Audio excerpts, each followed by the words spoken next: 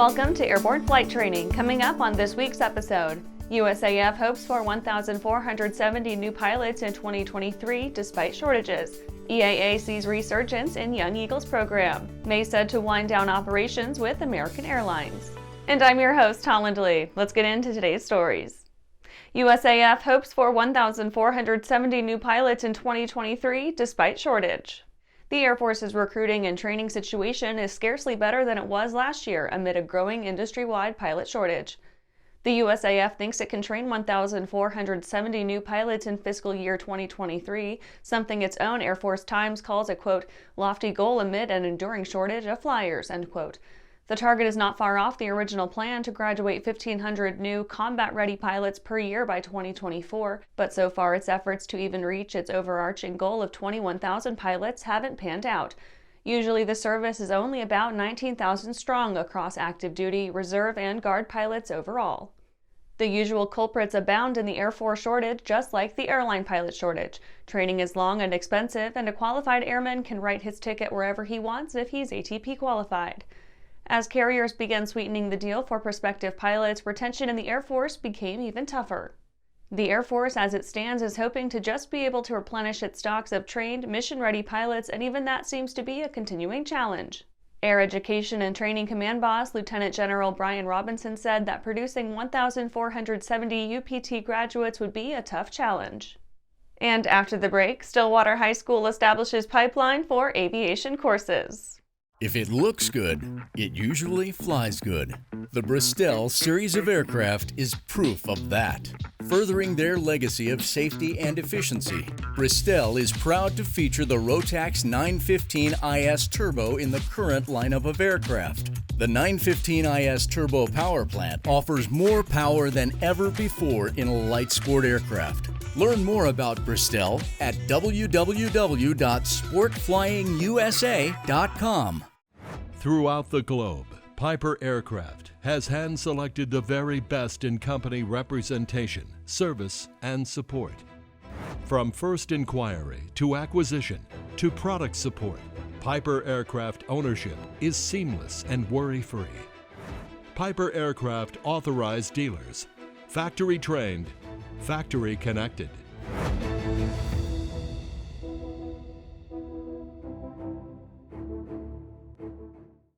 Aviation Safety Resources is disrupting the market for aircraft emergency parachute recovery systems. ASR systems are smaller, lighter weight, and offer longer repack cycles than similar products available in the current market. ASR has a recovery system available for every type of aircraft: sport, experimental, light sport, general aviation, urban air mobility, vertical takeoff and landing, electric propulsion, and unmanned aerial systems.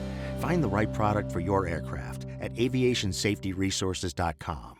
Welcome back. Now let's take a trip around the patch for some other interesting stories. Stillwater High School establishes pipeline for aviation courses. A high school in Stillwater, Oklahoma has embarked on a program to offer aviation-themed courses for post-secondary credit. The system will allow students to obtain credits for aviation courses approved under the core curriculum, counting for their computer technology graduation requirements while building a base for future aeronautical studies. In all, high schoolers will be able to take 4 years of aviation classes, later specializing in crewed and uncrewed systems in their last 2 years of training. Women's Aviation Symposium set for 5th year. The Women's Aviation Career Symposium is on deck for the 5th year running, taking place next year on March 18, 2023. WACS is a, quote, professional career conference for women only, from high school juniors to retirees, end quote, taking place at Western Michigan University's College of Aviation. The symposium is aimed at introducing women into the aeronautical tradition, building personal networks, learning, and attaining scholarship opportunities for women of all stripes. ASA Aeronautical Chart User's Guide 15th edition announced. ASA announced the release of the 15th edition of its Aeronautical Chart User's Guide, a tome essential to those seeking to fathom the eldritch symbology of FAA sectional, terminal area, flyway planning, helicopter route, en route low and high altitude, and oceanic route charts, as well as standard terminal arrival routes, standard instrument departures, and instrument approach procedures.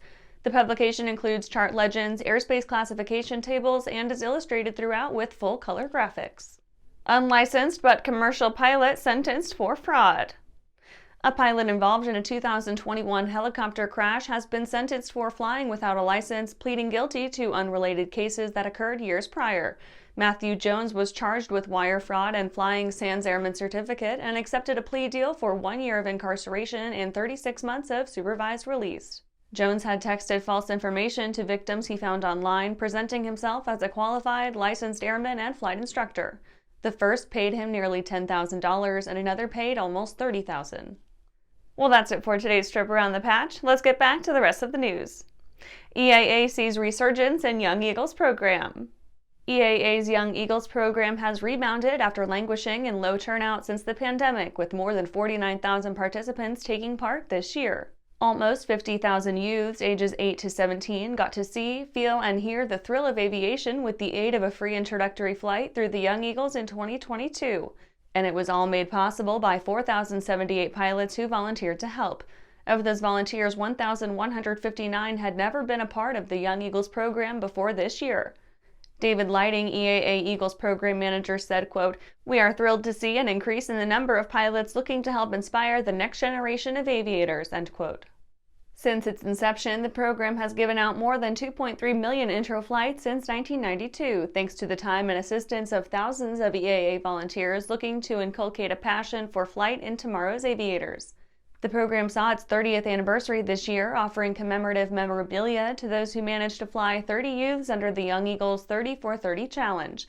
Since August, 93 pilots have hit the mark, with plenty of time to go until its July 31st, 2023 deadline. And after these messages, Mesa to wind down operations with American Airlines.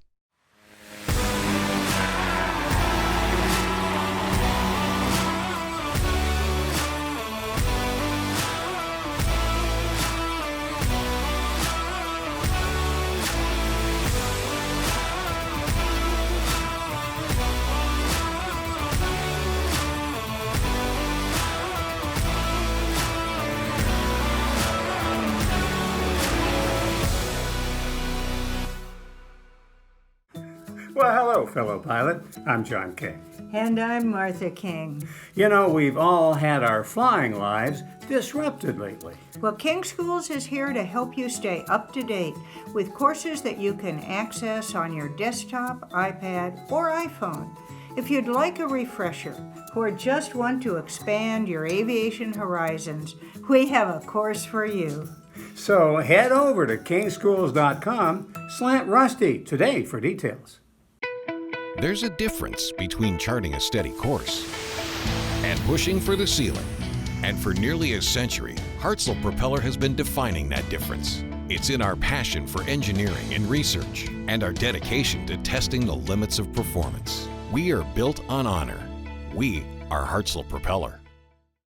Welcome back. Mesa to wind down operations with American Airlines. Mesa Air Group has announced plans for a restructuring of its operations between American Airlines and United Airlines due to, quote, unprofitable operations, end quote, with the former. Mesa said the change was, quote, driven primarily by higher pilot wages and block hour utilization penalties driven by the ongoing industry-wide pilot shortage, end quote, with the American wind down being a consensual change. Mesa is finalizing a new 5-year agreement with United Airlines to place the associated aircraft into United Express operations, compensate Mesa for higher RJ costs, and cover all Mesa's existing flying at American. The agreement could increase to 38 CRJ-900 aircraft depending on the level of E-175 activity undergone by Mesa. Operations between Mesa and American will cease on April 3, 2023. The agreement with United is expected to result in placement of Mesa aircraft with the airline sometime in March 2023, with all Mesa locations currently operated for American in Phoenix, Dallas, El Paso, and Louisville expected to remain. The new agreement could also provide Mesa a new CRJ-900 crew base in Houston, Texas, as well as a pilot base in Denver, Colorado. And that's our show for today. You can catch episodes of Airborne on YouTube, Roku, or Fire TV. Just search for Aero-News or Airborne, and don't forget to follow us on social media. The Airborne team will be taking a break over this Christmas weekend, and we'll be back next Tuesday. Thanks for watching.